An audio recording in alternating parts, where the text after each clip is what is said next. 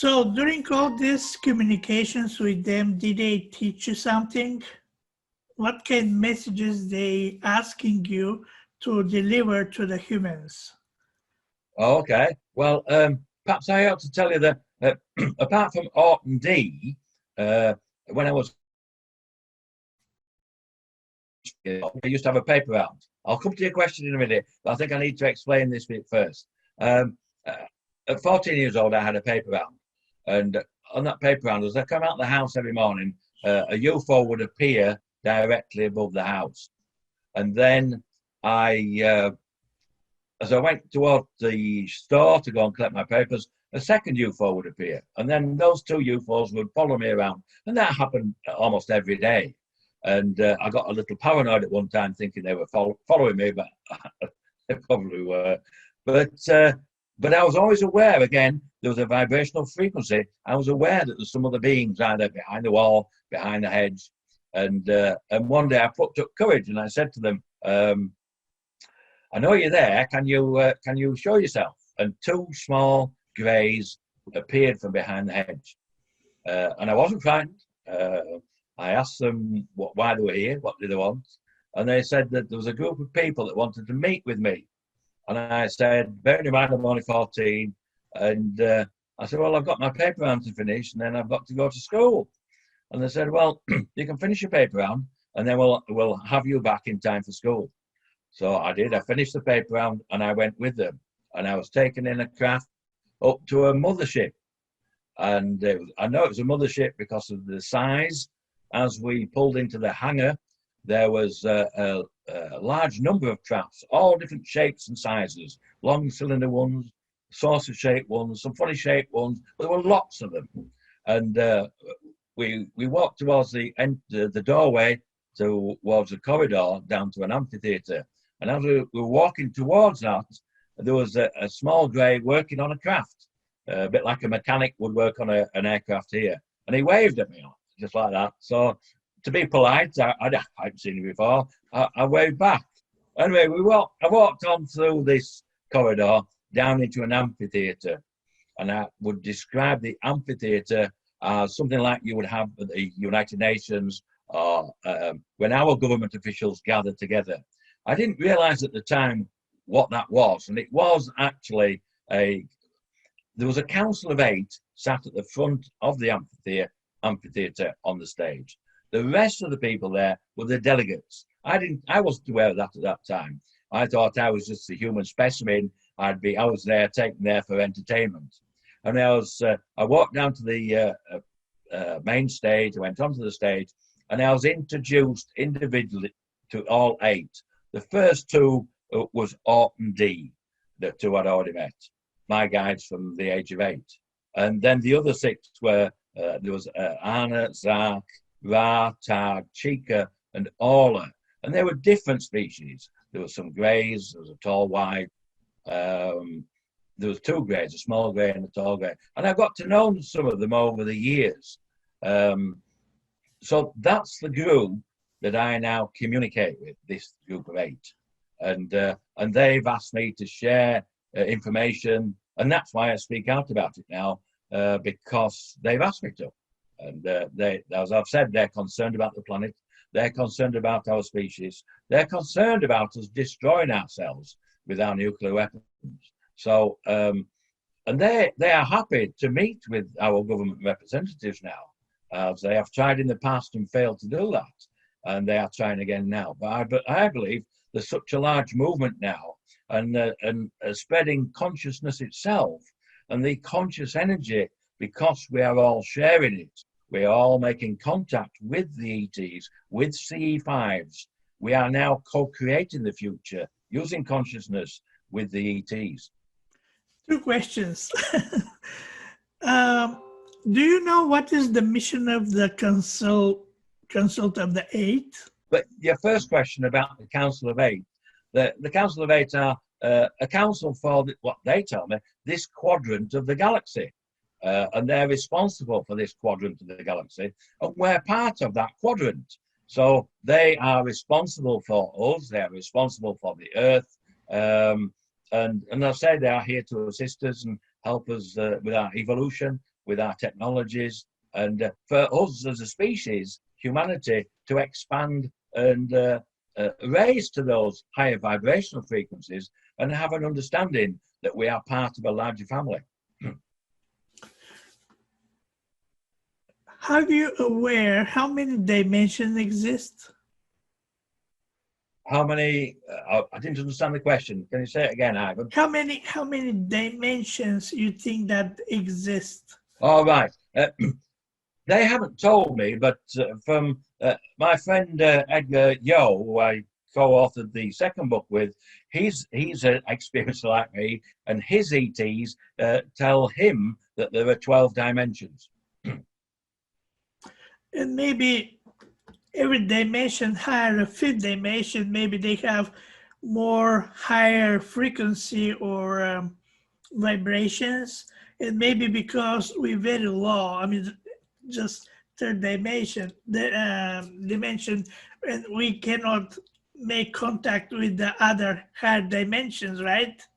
Yes, maybe, I would agree with that, Ivan. Yes, my understanding is that these vibrational frequencies that the dimensions exist at, you can make an analogy of a radio, the old radios with the dial on. You could twist the dial and tune in to the different frequencies. And I think that's really, I think the true life form, what I've learned through this is the true life form is consciousness. The universe itself is conscious. It has conscious energy. And then that conscious energy is used to create the physicals and the different dimensions at the different vibrational frequencies. And within that, there are other life forms like you and me in the third dimension at the slightly lower vibrations. But they've also taught me that, you know, the plants, the animals, the trees, even the rocks, the earth is conscious. It has a vibrational frequency. So again, I did ask them once how they managed to go through the wall with them or through the roof, and they said that they matched the vibrational frequency of the roof, and we just passed through the space between the atoms, as it were. So I don't think we fully have an understanding of that yet, and obviously their technologies are far more advanced than ours. But as I said, they are willing to share them with us. But we seem to be more of a warlike species. I think we're always fighting one another. So we need to rise above that and think beyond the third dimension, really. Mm-hmm. The most asking question for the people is if extraterrestrials exist, why they not show up to the world? Right, okay, yeah, that's a very good question. Well, they are doing. They're showing up to me. They're showing up to others. They're showing up when people do the C5s. And I remember one group with E.T. Let's Talk with Costa McCreas, and he has over 100,000 people globally who regularly make contact with the ETs. They'll go out in small groups and the ETs will show their craft. As I said, some people in the group may get some telepathic communication. So they are here, they are communicating with us. And there's many groups now, Ivan, as I'm sure you're aware. There's the UFO groups, there's the conscious groups, there's the spiritual groups. And they're all being connected now together to raise our vibrational frequencies so we can interact. And once we realize that they're there and they're not a threat to us, I'm not saying there aren't some bad ETs, I'm sure there are, but the ones that I've been interacting with are here to help. Do you think people still need to wait for the government to say, to confirm, yes, they exist, we have contact with them, or we can take this from ourselves? Okay, yeah, well, my view on that is that they've tried to contact our governments. Our governments know they are here. They know they're interacting with individuals and with our planet. At the moment, our governments are not open enough to accept it. Although I've seen a slight change in the past couple of years, where now they are releasing some information and things. But I know they've asked me to contact our governments, and I have done on 3 or 4 different occasions because they asked me to, and made requests that the Council of 8 would like to meet with our government representatives in New York at the United Nations. And I contacted the relevant people to do that.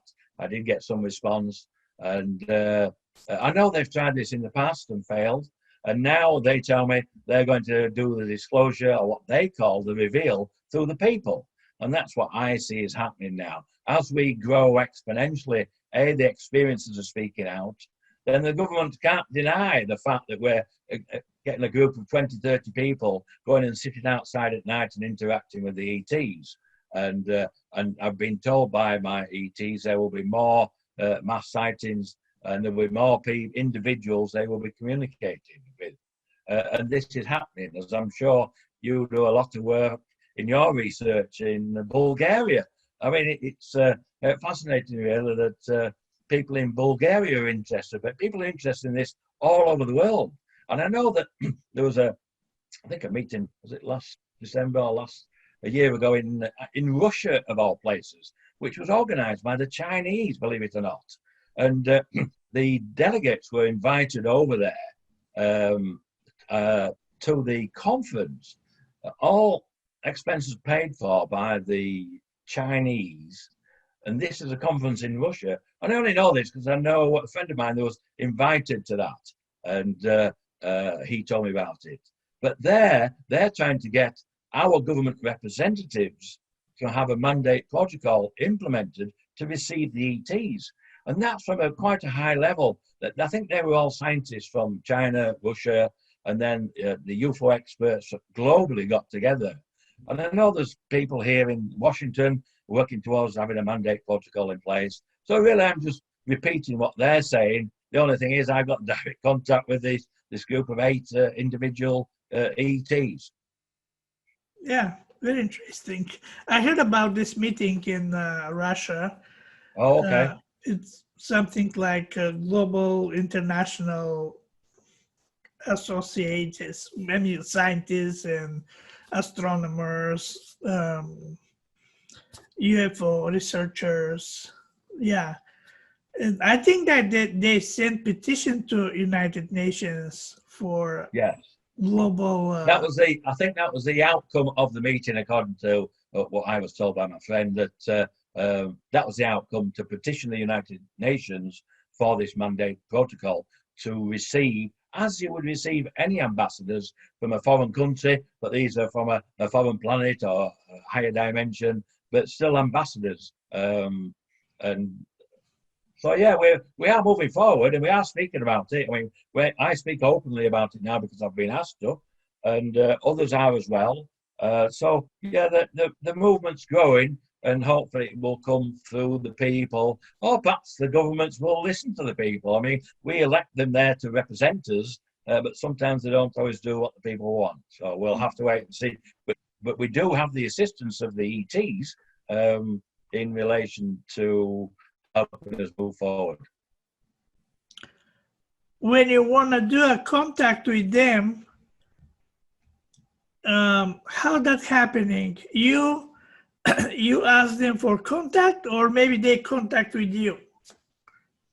Yeah, both. I can contact them and ask them questions, and they can contact me. And this happens all the time. Well, not all the time, but happens on a fairly regular basis. Sometimes they'll ask me to do something, and over the years I've learned to communicate telepathically with them.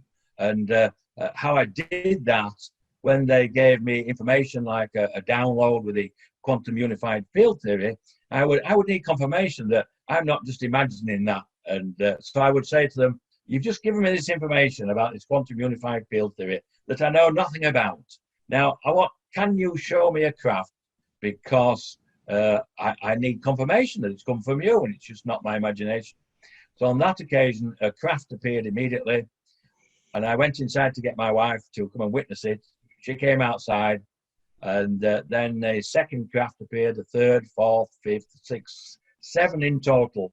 They flew silently over our heads, and then moved off, changed direction about 80 degrees, then disappeared sequentially as they had appeared. So that was confirmation, A, that I'd asked them to show me a craft. And then on another occasion, they gave me another download about the theory of everything. And they explained it to me just in an instant. And I was sat on my own by the pool. And again, I said, you've just given me all this information about the theory of everything that I don't know anything about. I do now. Can you show me a craft to show me that the information is coming from you and it's not my imagination? And immediately a craft appeared just where I was sat, and it appeared and it flashed 1, 2, 3 times. Well, that was confirmation that they're receiving my conscious energy signals, shall we say, conscious energy thoughts. Do our thoughts go out into the universe? I suspect that they do. So that's one way of communication. Another way is through dreaming. They will come into a dream and communicate with me. Out-of-body communication, which we've already spoken about. They even wake me up middle of the night, and sometimes there'll be some synchronicity. I think, was it this year? I'd have to check my notes because I've got so much information, Ivan, but I remember this particular occasion. They woke me up and they gave me a download of information immediately. And I looked at the clock. It was February the 1st, and the clock was at 1:11 a.m. So that was a synchronicity that it was from them. So I got up, I got out of bed, they gave me the information, and then I walked into the bathroom, and through our bathroom window I could see one of the street lights. I repeated the message back to them, and I said, look, you've just woke me up, you've given me this information. I don't know whether I'm dreaming, whether it's real. I need confirmation. Can you turn that street light off as confirmation? And the street light went off immediately. There was some more information to come. I did ask them a question, and they said they will give me that information a little bit later. So I went back to bed. The following morning, they woke me up physically by someone jumping on the bed twice. And I thought it was probably my dogs had come into the bedroom, and they're not allowed in there, but it wasn't. So I got up.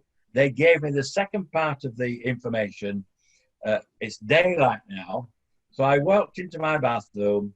I repeated the first part of the information, the second part of the information, and then I said, if this is correct and true, can you turn the street light on? Because it was now daylight and the street lights were off, and the street light came on immediately. So I've learned to do that over the years. So I'm comfortable and confident with the telepathic communication. And whenever I receive any, I always ask for confirmation. Did he give you knowledge for what going to happen with us when we leave this physical world, when we die physically? Yeah, well, I suppose so. Yes, that's what they showed me. My 30 generations of my family, they're still alive, but at a higher vibrational frequency. Without a physical, they exist as pure conscious energy. So yes, they've showed me that, and I've had contact with deceased members of family in my home as well, as many people do. And once you realize the communication using consciousness, it's quite interesting, really. If you open your mind to what's going on around us, our deceased family members and friends are there trying to communicate with us down here on this third dimension. And some people are more open to it. They're able to tune into these high vibrational frequencies. These are our mediums and things like that. So, yeah. So when we die, we're going to, with our conscious, we're going to another dimension, is my understanding, right? Yes, that's my understanding, yes. Oh, okay. And when you go there, we don't have a physical body.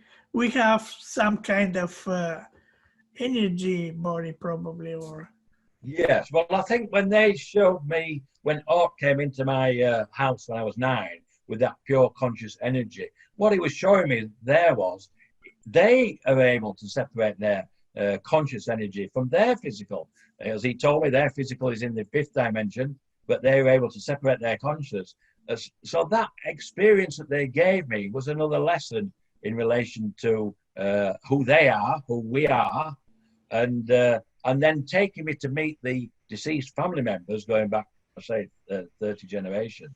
Again, it's just educated me in relation to conscious energy, the universal conscious energy that we all share. And I'm just wondering if we're not with our physical bodies over there, if we don't have physical body after this life, how they recognize the grandpa, grandma? Right, okay. That's a good question. Well, obviously, when I went to visit mine, the first 15 had a physical anyway, so you would recognize them. The second 15 had just pure conscious energy all. but that energy, they can project an image into you, into your brain, so you can see them in any form that they want you to see them, as a past life or project something. Probably something we don't fully understand yet. And I believe that the ETs do that as well. They're aware of that, and they're aware that we share this conscious energy, and that's what connects us to the ETs, to the higher conscious realms. And it's not just the ETs. You've got the elemental realms, you've got the angelic realms, and these are different realms of consciousness, I believe. That's my understanding. Mm-hmm. So with all these contacts since you was 8, even 3 years old, do you think you have some mission? Do you know that you have a mission? Yes, I do have a mission. The part of the mission is to communicate with my story to everybody and connect all the different groups together, as it were. Because there's many people working. As I've already mentioned, you've got the UFO groups like MUFON, they're working towards it. There's the spiritual groups that are working towards it. There are some of our scientists that are working towards it. There's people like Dr. Rebecca Hardcastle-Wright, who is working towards the exo-consciousness. Once we've had connection with the ETs, how we're going to develop then as a species. So it's really bringing all these different groups together, just really by telling my story. And I've asked my ETs, I said, well, you know, what shall I do now? What do you want me to do? I've done everything you asked me to do. I've contacted the people you wanted to make contact with. And they said, Kevin, we just want you to continue sharing your story. And if we need you to do anything else for us, we will contact you and ask you. So I'm now sharing the story, and I've shared the story with many people now. And I am surprised at the interest, because many years ago, our culture wouldn't allow you to talk about these things. We would be considered delusional. But because people are, more and more people are talking out about it, like you say, with Customer Crease, with his 100,000 people, all going out of an evening, a designated evening, and going and making contact with the ETs. I mean, you can't deny that. It's happening. It's a reality. The ETs, a lot of people are not even aware that the ETs are present. But I think it's exciting times ahead. I know my ETs have told me we are approaching the golden years for humanity. And they say that there will be new technologies released, our technologies, and then there will be new shared technologies, which includes the ET's technology. And that will take humanity, our species, to this, what they call the golden years. So a bright future, as long as we don't destroy ourselves first, Ivan. So hopefully we won't do that. So in our conversation a few days ago, you mentioned that you already have 2 books in the market, right? Right, yes, I do. My first book. If you have over there, can you show us, and can you tell us a little bit for the one book, the first book and the second book? Okay, yeah. The first book, I don't know. Yeah, Spiritual Consciousness and Personal Journey. Yes, okay, and then there's a picture of a man looking out and my name at the bottom. So that's the first book I wrote after Orton D came into my bedroom that I explained in the middle of the night. And the following morning, I started writing the book. And that's the result of it. So it contains some of the things that we've covered today, plus some more information. And then the second book, which I actually co-authored with a friend of mine, Melissa Kennedy and Edgar Yo, both experiences again. And this one is entitled Tap into Universal Energy. And we each contributed a chapter, but there's a very interesting story in here in relation to, do you remember the grey that waved to me when I went on the craft? Okay, his name is Tia. And this particular story is in this book with a photograph.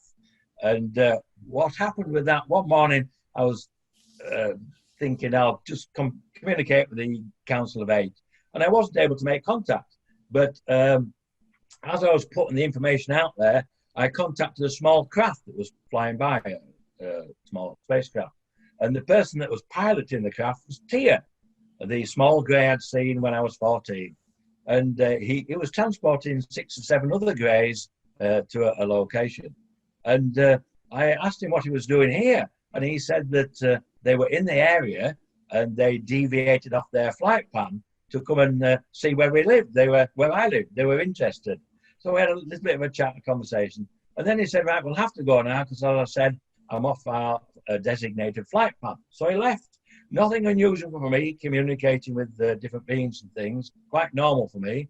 And but my wife was sat outside, so I went outside. I didn't tell her about the interaction with Tia. And she said, oh, I just missed the most beautiful rainbow. And I said, oh, did you get a photograph? She says, yes, I took my iPad out. And the rainbow went from, I've got 5 acres at the back. It went from one fence line to the other. And she got a photograph. As she was taking a picture of the photograph, a photo, a craft appeared under the rainbow.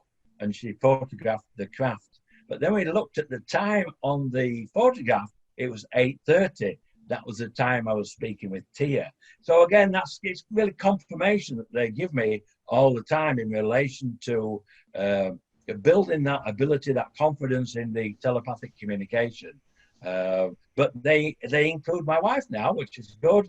But that particular story is in this book, Tap into Universal Energy, and there's the actual photograph there of the craft, although it's a little blurred, which always seems to be the case. But my wife saw it. It was clearly a metallic disc, and she saw it about 500 from where she was stood. So, but again, it's connecting both my wife with them. She's had other interactions with them now, and that helps me in speaking out about what I'm talking about, because it's still, I'm sure that many people think that this is just fictional or delusional or what, I don't know.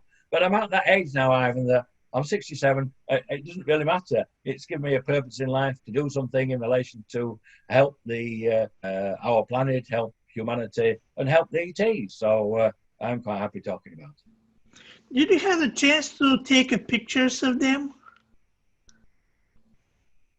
I've only got that one picture that my wife took of the craft. I don't have any photographs of any of the ETs, no. Did they give you Did they give you something physical from this world, from them world? No, I don't have anything at all from them, no. What will be your final words? My final words?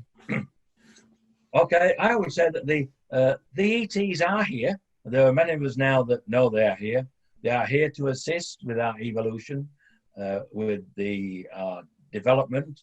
They're here to assist, help us sustain the planet so we can sustain ourselves. And they will share technologies with us to help us do that. So I think it's exciting times ahead. And I think we can now create a society we desire for our children, for our future generations. And we can do this with our ET extended families. And we can do this with shared consciousness. And we can co-create together with the ETs the society that we require for us to move forward as a species, as humanity. So I think it's exciting times ahead for us, Ivan. Mm-hmm. Well, thank you very much to have you with us in UFO Thank you for inviting Bulgaria. me. I've enjoyed speaking with you yet again, Ivan. So it's and it's nice to get my message out there to different people. And Bulgaria, of all places, I've never been. I hope to visit one day and hopefully meet with you. I hope so. Thank you.